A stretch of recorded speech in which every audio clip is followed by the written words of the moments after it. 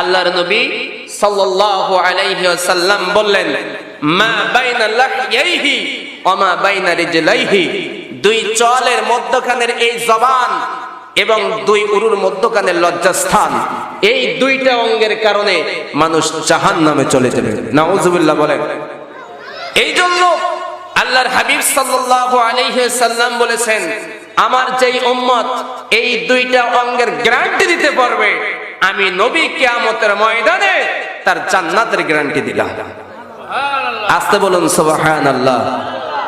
আল্লাহর হাবিব বলেন, মাইয়াদমানু লিমা বাইনা লাহইহি ওয়া মা বাইনা রিজলাইহি আদমানু লাহুল জান্নাহ।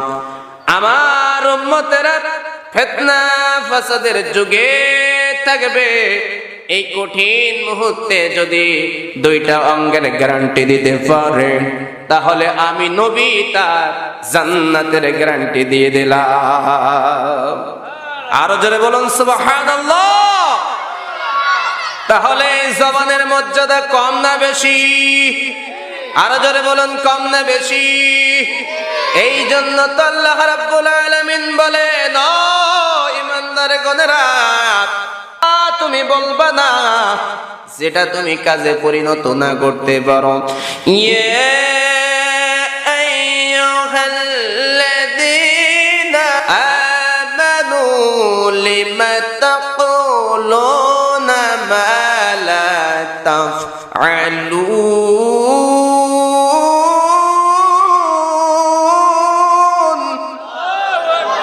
আল্লাহ রাব্বুল আলামিন বলেন, ও বান্দা, এমন কথা তুমি কেন বলো যেটা কাজে পরিণত করতে পারো না?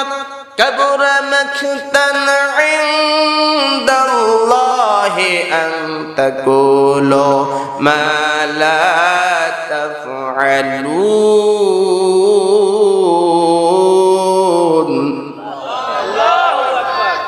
আল্লাহ রাব্বুল আলামিন বলেন, ও বান্দা, তোমরা এমন কোন কথা বলবা না যেটা কাজে পরিণত করতে পারো না।